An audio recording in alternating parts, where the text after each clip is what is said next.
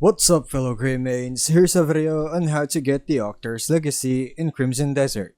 I'll go straight to the point. There's nothing too special about this weapon. It has 17 points of attack damage, nothing else. But it is a cool looking one-handed mace. You can still upgrade it though to improve its stats. To find this, it's on a place called the Verdant Paradise, which is an oasis north of the letter N of the Crimson Desert, and just below the N of Trader's Expanse. When you reach the oasis, go to this small stretch of land that extends to the center of the lake. Just go around the waters towards the shore close to a bunch of flamingos. When you approach that area, you'll find an extinguished campfire. To the right of this campfire is a box, and on top of it is Octarr's Legacy.